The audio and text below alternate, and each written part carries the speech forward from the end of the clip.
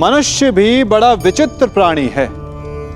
अपनों से नीचे के स्तर के लोगों को वो हे दृष्टि से देखता है, उनका उपहास उड़ाता है, उनसे बार बार कहता है कि तुम्हारा कुछ नहीं हो सकता, तुम भविष्य में कुछ नहीं कर पाओगे। जब मनुष्य के पास धन, संपत्ति, मान होता है तो वो दूसरों का आदर नहीं करता, परंतु वो एक बात भूल जाता है कि उससे भी अधिक शक्तिशाली कोई अस्तित्व में है, और वो है समय, काल। काल अपना चक्र कब बदलेगा ये कोई नहीं जानता। समय अपनी करवट कब लेगा ये कोई नहीं जानता। कोयला भी समय के साथ साथ हीरे में परिवर्तित हो जाता है। इसलिए जीवन में कभी भी किसी का भी उपहास नहीं उड़ाना चाहिए। आज मुझसे कोई मेरे कवच और कुंडल क्या प्राण भी मांगेगा तो मैं दे दूंगा।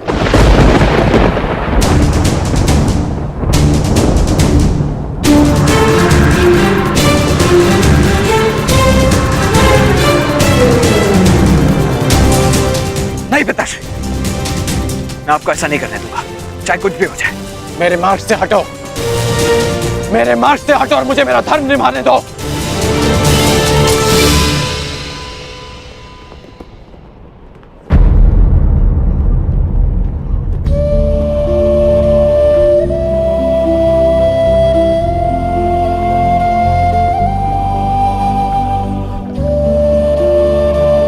कदाचित स्वयं को सूत पुत्र सिद्ध करने का यही मार्ग है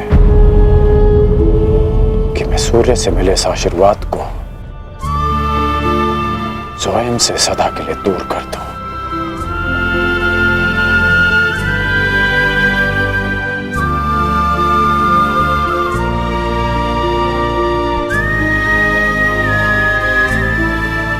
पिताश्री, परंतु सूर्यदेव तो अभी तक उदित भी नहीं हुए। सूर्य देखे बिना उन्हें अर्घ कैसे देंगे पिताश्री?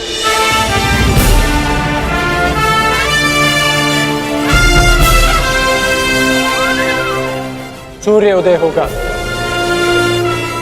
और उनका प्रकाश पहले से अधिक तीव्र होगा, क्योंकि उस प्रकाश में उनके पश्चाताप और खेद की ज्वाला सम्मिलित होगी।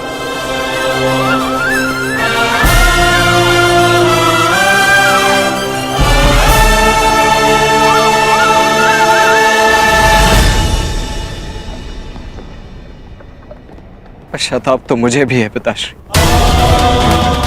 कि मैं आपको कभी ठीक से समझ ही नहीं पाया। परंतु मैं आपको स्वयं के साथ ये अन्याय नहीं करने दूंगा। केवल एक ही व्यक्ति है जो इस अन्याय को होने से रोक सकता है। हाँ।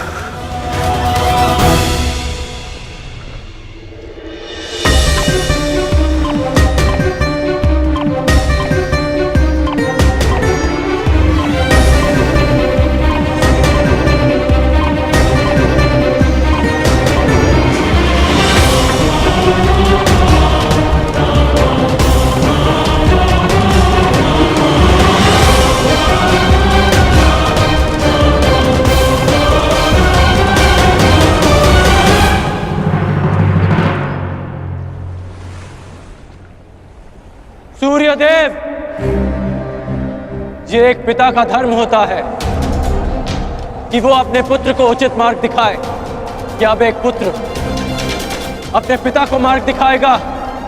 अपने पुत्र मुंह में अपने कर्तव्य से मुंह मत मोड़िए। प्रकट होइए सूर्यदेव, प्रकट होइए सूर्यदेव, प्रकट होइए सूर्यदेव, प्रकट होइए सूर्यदेव, प्रकट होइए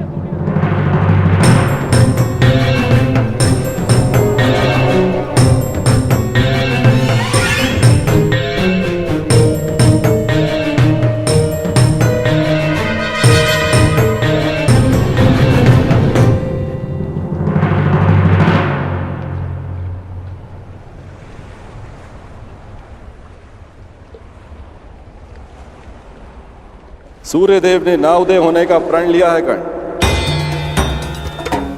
सूर्य उदय की प्रतीक्षा कर कर अपना समय व्यर्थ कर रहे हो कर्ण। सूर्यदेव अपना उत्तरदायित्व भूल चुके हैं। प्रकृति निर्मोही है और उसका संबंध केवल अपने कर्तव्य से है। और स्वयं सूर्यदेव भी इस प्रकृति का महत्वपूर्ण भाग है।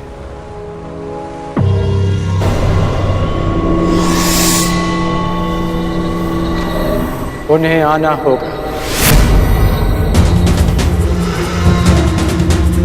और आप जिस उद्देश्य से आए हैं, जिस दान की अपेक्षा से आए हैं, वो दान आपको अवश्य मिलेगा। इंद्रदेव।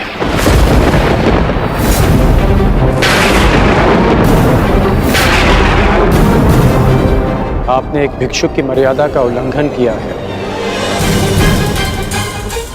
अपने वास्तविक रूप में आइए इंद्रदेव।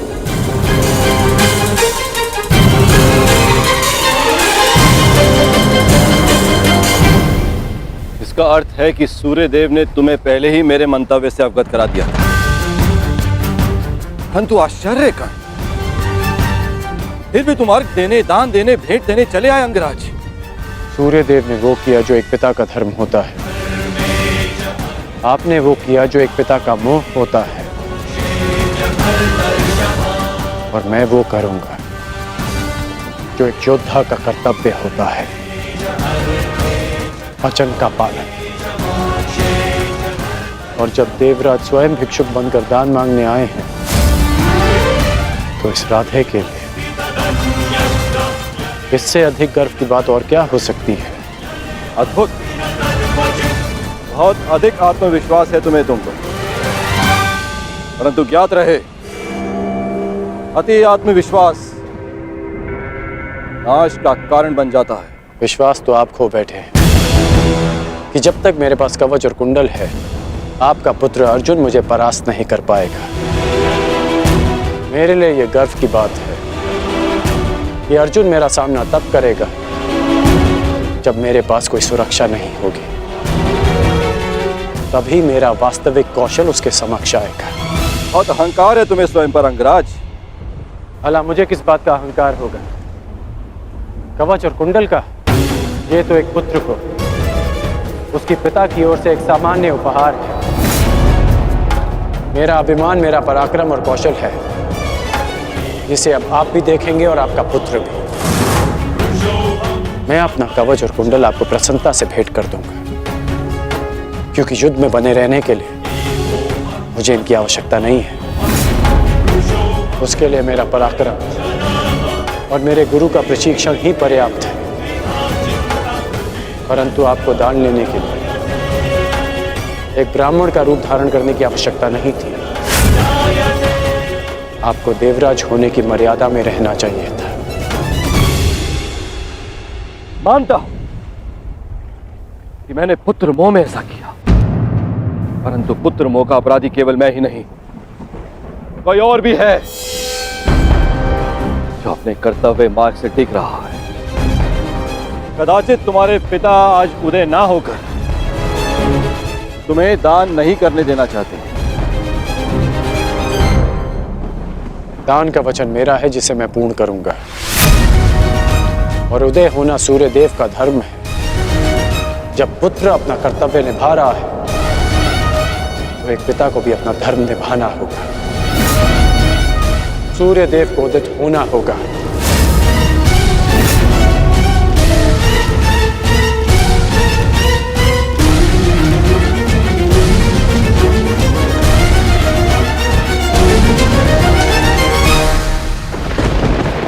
इस संसार को प्रकाश का दान देने का समय आ गया है। पिता वो होता है जो जीवन देता है। आप केवल कर्ण के पिता नहीं, इस जगत के पिता हैं।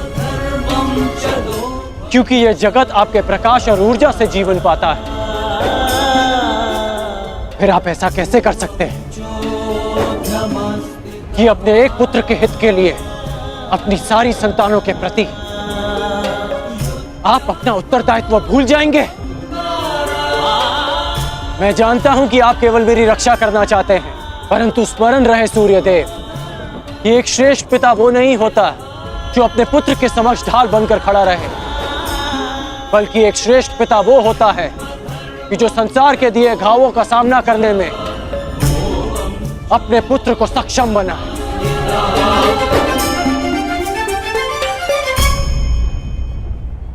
अवसर की प्रतीक्षा अवसरवादी करते हैं, छल करके अपना मंतव्य पूर्ण करते हैं।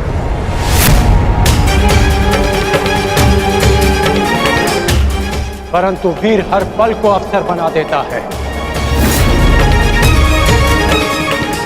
जिस प्रकार सूर्य को छाया के लिए मेघों की आवश्यकता नहीं, उसी प्रकार इस सूर्य पुत्र को किसी कवच की आवश्यकता नहीं।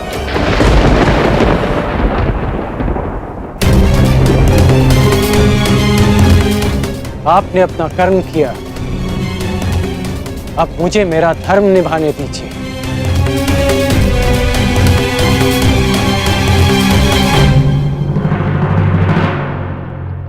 वासुदेव! वासुदेव! वासुदेव! क्या आप मुझे योग्य नहीं समझते कि मैं अपने जीवन का निर्णय स्वयं ले सकूं? अगर आपको मुझ पर विश्वास है तो ये निर्णय मुझे लेने दीजिए, ये दान मुझे देने दीजिए पिताश्री। क्या आप ये चाहते हैं कि इस युद्ध के पश्चात सारा संसार ये कहे कि कर्ण ने यह युद्ध अपने कौशल से नहीं, अपने पिता के दिए कवच के बल से जीता है? मेरा विश्वास कीजिए कि इस युद्ध को जीतने के लिए मेरे साथ जो अन्याय हुआ है और जो परिवर्तन मैं चाहता हूं वो ही पर्याप्त है। मेरा विश्वास कीजिए कि मुझे यह दान देने में कोई खेद नहीं रहेगा। आपको आपके पुत्र के इस दान पर गर्व होगा। जागिए पिताश्री, जागिए, इस संसार के सामने इस दान का साक्षी बनिए। मेरा आह्वान है कि आप उदित हो, उदित होइए पिताश्री।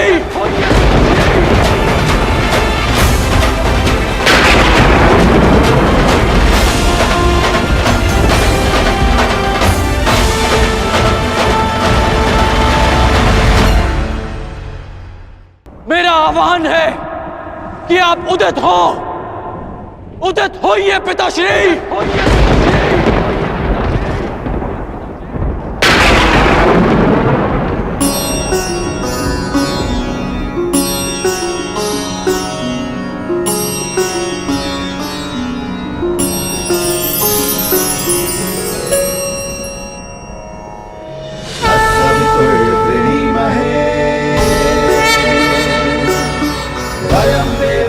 भोजनम्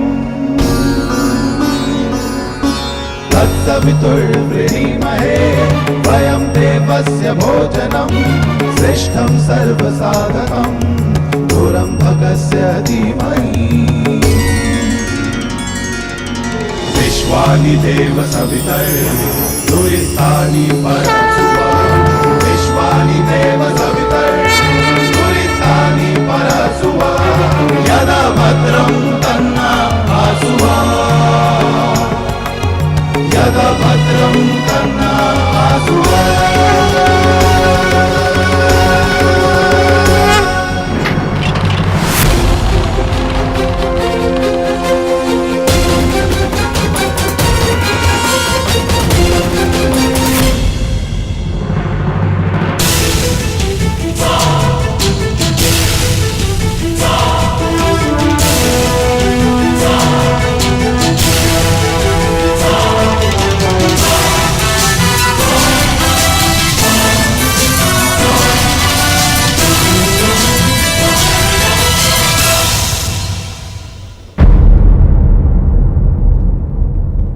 वासुदेव!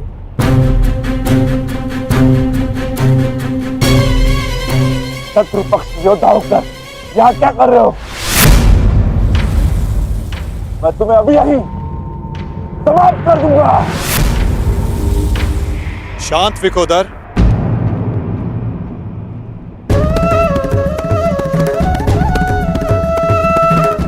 अभी युद्ध प्रारंभ नहीं हुआ है और ना ही तुम्हें भान हुआ है कि मित्र कौन है और शत्रु कौन।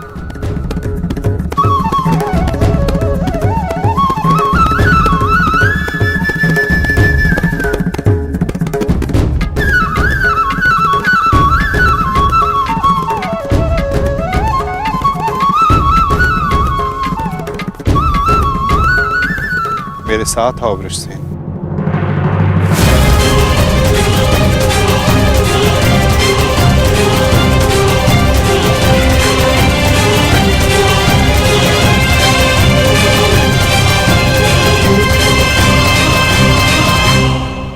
कुछ कीजिए वासुदेव, मेरे पिताश्री। मुझे सब ज्ञात है वत्स। अभी कुछ क्षण पूर्व इंद्रदेव मुझसे भेंट करके गए हैं। फिर भी आपने ऐसा होने दिया क्यों?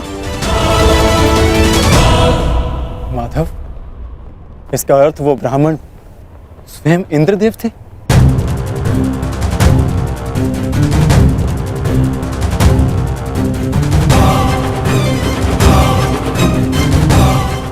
नहीं, वो देवता नहीं, केवल एक पिता थे। इसीलिए देव होकर भी वो कर्म करने जा रहे हैं जो राक्षसों को भी शोभा नहीं देता। परंतु आप कुछ कीजिए वासुदेव। इंद्रदेव आज मेरे पिताश्री से दान में उनके कवच और कुंडल मांगने वाले।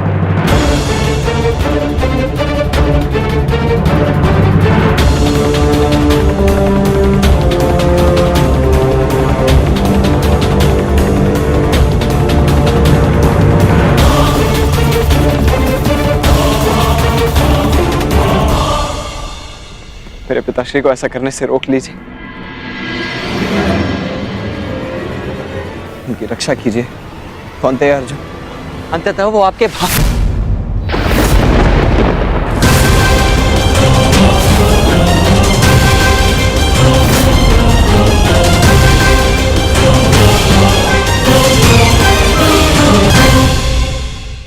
वो आपके भयंकर और एकमात्र प्रतिद्वंदी। क्या कवच छीनकर उनसे युद्ध जीतना चाहते हैं आप?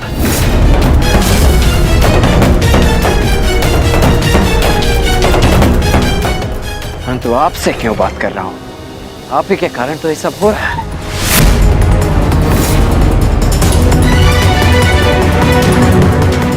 मैं भूल कैसे गया कि इंद्रदेव स्वयं आपके पिता हैं।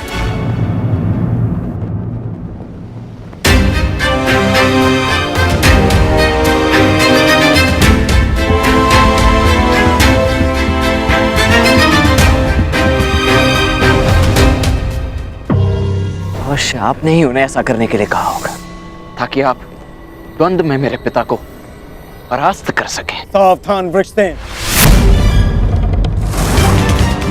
तुम्हें आभास भी नहीं है कि तुम किसका अपमान कर रहे हो।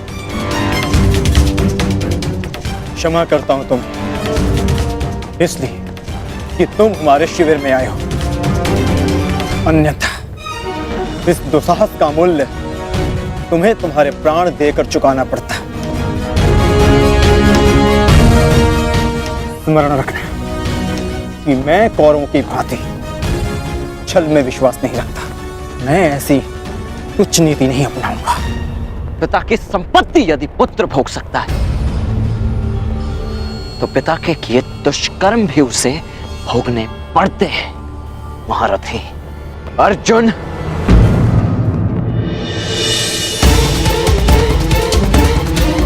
ये उचित नहीं हो रहा है माता। देवराज को ऐसा नहीं करना चाहिए था। मुझे इसी क्षण पिताश्री को रोकना होगा।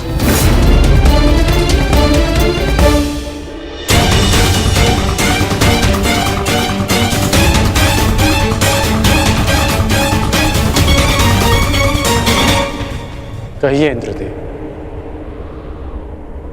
क्या दान मांगने आए हैं आप?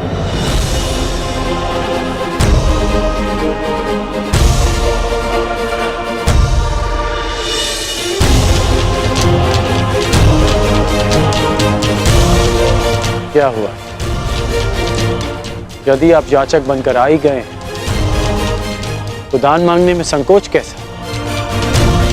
कहिए, क्या इच्छा है आपकी? ए दानवीर कर्ण, मैं दान में तुम्हारे कवच और कुंडल मांगता हूं।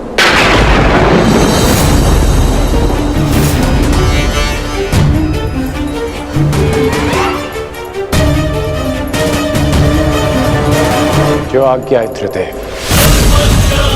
आपने मुझसे दान नहीं मांगा, बल्कि मुझ पर उपकार किया। एक सूत पुत्र के पास स्वर्ण कवच रहने का क्या लाभ?